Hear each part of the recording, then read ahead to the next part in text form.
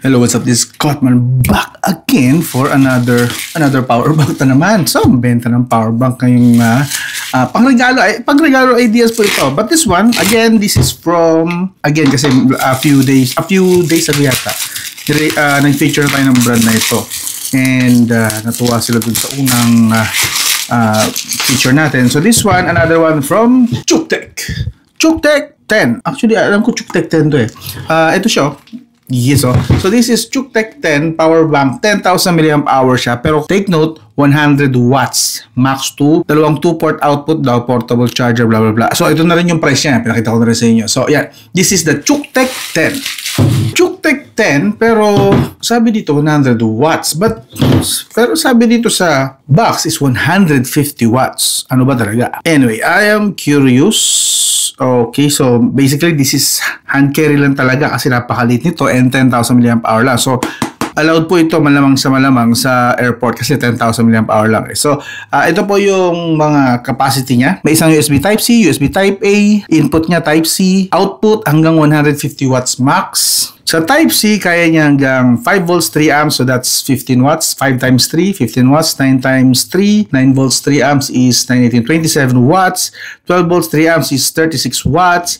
15 volts, 3 amps is 45 watts. 20 volts, 6 amps, yun lang. 20 times 6. 120 watts, tama? Yeah, 120 watts max sa Type-C. Sa Type-A, 5 volts, 3 amps, that's 15 watts. 9 volts, 3 amps, 18 watts. And 5 to 11 volts, 3 amps, 33 watts max. So, USB 2, yung Type A, is kaya hanggang 33 watts. Okay. And rated capacity po niya is 5,500 mAh, lithium ion.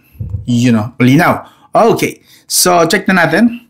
And from here, nakasil pa ba siya? Yep, nakasil pa siya. So, punitin mo natin saglit.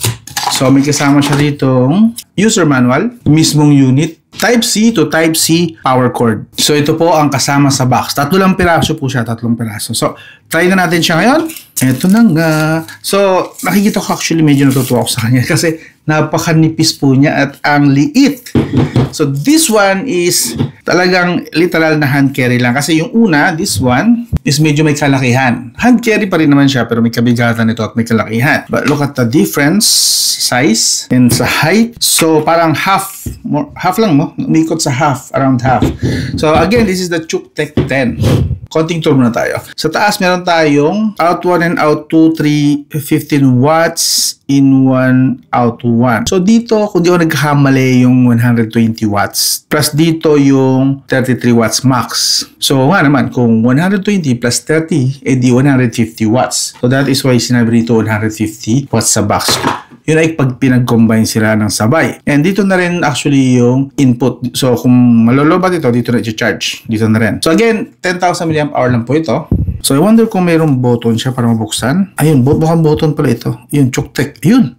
Okay. So, transparent pala siya. So, tanggalin na natin itong mas maganda huwag yung tanggalin pero tinanggal ko na kasi nanggigil na ako, you know. Tsaka mas maganda tingnan, malinis tingnan. So, ayun. Currently, meron tayong 12% lang na charge. So, that's, okay, kailangan ko pala muna itong i-charge. But before that, continue na tayo sa tour dito sa kabila. Dito yung mga capacity niya just in case na curious kayo para sure kayo sa kaya niyang mga tinatanggap niya ikanga na pwede niyang i-charge. And then, dito sa ilalim, meron lang dito nakasulat na 10. Sa kabila, walang nakalagay. Sa likod, meron tayong parang rubber pero matigas eh. So, I think polymer plastic ito na pinag-feeling rubber lang. Kasi yung texture niya kasi parang rubber. And then, nakasulat dito na 35 watt-hour, 36 watt-hour, airline safe.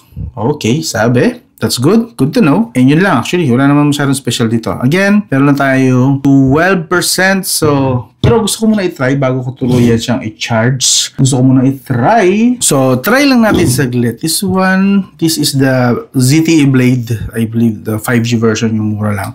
13% na lang. So, again, meron lang tayo natitirang 12%. So, I'm not expecting much. Mamaya itatry ko. I-full charge ko na lang muna siya. Gusto ko siyang isagad ng konti sa 0. Tingnan natin kung actually curious ako sa kanyang fast charging kung mag-activate. And, yep. nag-activate po siya yung dalawang kidlat. So that means fast charging activated siya. So isagad na natin ng 0. Then gusto ko siya i-charge dun sa 100 watts ko na power brick. Then para malaman ko na rin kung gaano katagal bago siya ma-full charge. Pero ang tindi nun, 10,000 mAh lang yan. Not much dun sa laki nung kanyang capacity. That means around dalawang smartphones lang ito or isang charge lang sa laptop, possibly. Pero gusto ko i-test pa rin naman yan. So, ang pinaka-purpose nito malamang is for emergency lang talaga. Kasi fast charger po siya. Okay? And kung mapapansin nyo, medyo may pressure din siya. This is 2,462. This exact unit. Okay? So, yun. Anyway, balik ako kayo and then sabihin ko sa inyo yung verdict ko after ko siyang i-test.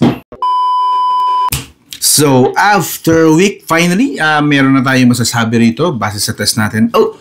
Idadagdag ko lang pala, kahit ito ay 10,000 mAh lang, in fairness, kaya niyang i-full charge. Hindi naman fully charged from 0. Nag-start naman ako ng 30% and then I got at least 90%, 95% to 97% lang, I believe, dito sa MacBook natin. Yan. So, kaya niya, siguro around, sabihin natin mga 70% kaya niyang i-fulfill ang battery capacity ng isang MacBook. This one.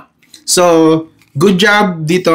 Hindi ko na-expect yun. I was just iti-testing ko lang sana if kaya lang naman. And turns out, kaya niya even MacBook or laptop. So, pero overall, ito yung mga other pa na mga napansin ko or na-observe ko sa kanya. This one kasi supported niya up to 90 watts charging. Okay, what I mean is kung meron kang 100 watts, 80 watts pataas na charging brick dito, like ako, meron ako ditong 100 watts na charging brick. Ginamit ko yung pang-charge dito nung nag 0% ito. And na 0% ko siya, hindi ko sinasadya, nakalimutan ko na tanggalin agad pagpatak ng 10%. Usually, I don't recommend na mag-0 siya, but I got this to 0%.